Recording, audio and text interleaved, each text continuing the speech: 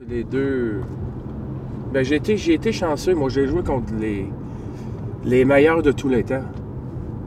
J'ai commencé ma carrière avec Guy Lafleur. J'ai continué à jouer avec Joe Sakic. C'est vrai. J'ai joué avec Matt Sundin. Des bons joueurs de hockey. J'ai été très choyé, très chanceux. Ouais. Mon année recrue, j'ai joué avec Matt Sundin. Assez souvent pendant toute la saison. Puis j'ai fini avec 13 buts ma première saison. J'étais comme 10e dans les recrues dans la ligue. Non, ça a été une saison assez remarquable pour moi. Ah ben moi, dans ma tête, je me faisais pas repêcher. Parce que j'étais pas sur la liste des recruteurs. Mon nom était pas nulle part. Mais Gilles me dit que dans ce temps-là, qu'il va tout faire pour me faire repêcher, qu'il va parler à beaucoup de monde. Puis finalement, en 12e ronde avec les Nordiques, il était parlé, il est descendu en bas. Puis une couple de minutes plus tard, mon nom il est sorti. Ouais, ça c'était un bon feeling, ça. Ouais, très important, Gilles. Il a été gros impact. Gros impact dans ma carrière. Puis même pas juste au début, pendant toute ma carrière. Gilles m'appelait souvent, fais ci, fais ça. J'ai vu ta game à TV hier, t'as pas frappé, t'as pas fini ta mise en échec. Prochain match, j'en veux 5 mises en échec. Il me parlait tout le temps comme ça, Gilles. Ça me tenait sur mes gardes. Pour moi, c'est de croire. J'ai cru, moi, depuis le début. Mais c'est sûr, quand tu grandis, je suis rendu dans le junior, ton nom il est jamais sur les listes, tu n'es jamais un espoir, mais j'étais tout le temps parmi les meilleurs. C'est là pour moi que je trouve ça un peu bizarre. Mais le raisonnement puis la réponse, c'est que j'étais trop petit, pas assez vite, pas assez gros, pas assez fort, pas assez talentueux. Mais tout au long de ma vie, de ma carrière, dans le junior ou que ce soit dans le hockey mineur, j'étais tout le temps un des meilleurs scoreurs. J'étais tout le temps parmi les vedettes. Puis moi, je me disais dans ma tête, mais j'ai juste besoin d'une chance. Parce qu'en jouant Midget 3A, j'ai gagné le championnat canadien.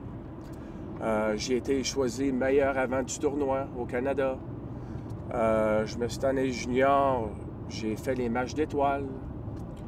J'ai scoré ma deuxième saison 47 buts, au-dessus de 100 points à chaque année.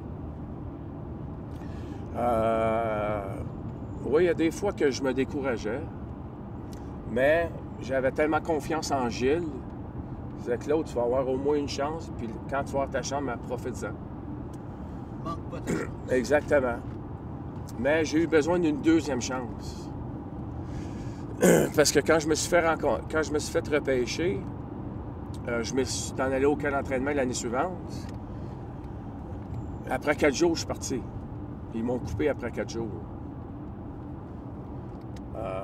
Mais c'était normal, j'étais un joueur de 12e ronde. Il y avait peut-être 10 premiers choix dans ce temps-là qui étaient au camp. Je savais que c'était une question de temps que je parte. Parce que c'est tellement politique que je m'en attendais. Mais c'est cette journée-là que j'ai réalisé qu'un jour, je vais jouer dans la Ligue nationale. Parce que si je suis capable de jouer avec eux dans le junior, puis le 3/4, je suis meilleur qu'eux autres dans le junior, puis eux sont repêchés dans la première ronde, deuxième ou troisième ronde, bien pourquoi je ne serais pas capable? Puis, je me suis concentré, ma dernière année junior, à changer un peu mon style de jeu pour que je sois prêt pour mon prochain camp d'entraînement. J'ai tourné junior comme joueur de 20 ans. Puis à 21 ans, j'ai joué dans la Ligue américaine à Halifax. Puis l'année suivante, je me suis fait rappeler. Puis depuis ce temps-là que j'ai resté dans la Ligue nationale. Mais même encore là, ça n'a pas été... à mon deuxième camp d'entraînement, après le camp soit fini, là, c'était le temps de séparer la Ligue américaine et la Ligue nationale.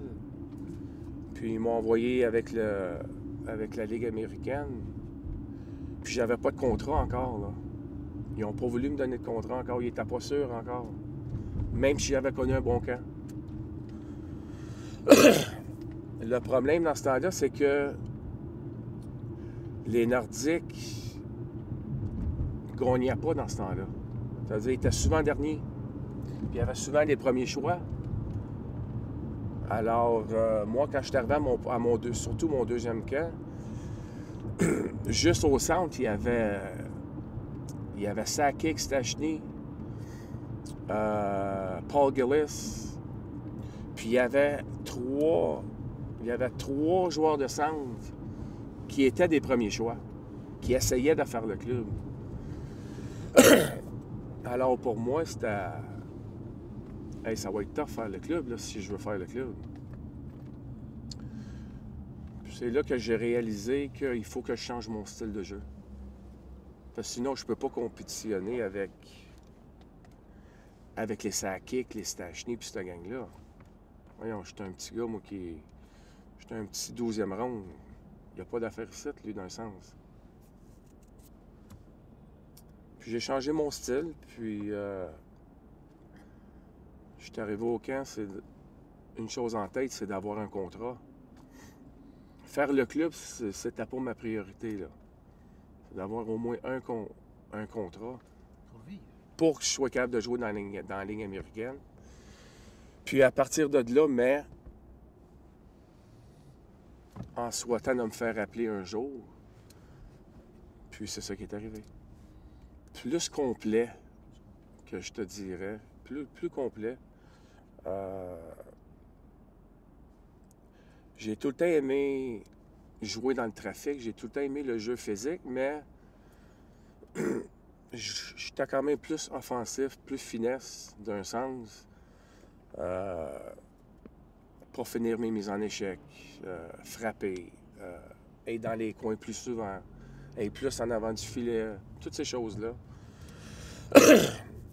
que je faisais moins, on dirait peut-être. Puis, c'est ça, en changeant mon style, mais je me suis concentré plus sur mon côté physique, être plus impliqué dans le jeu, être plus dans le trafic. J'ai travaillé beaucoup sur mes mises au jeu. Je voulais devenir le meilleur dans les mises au jeu.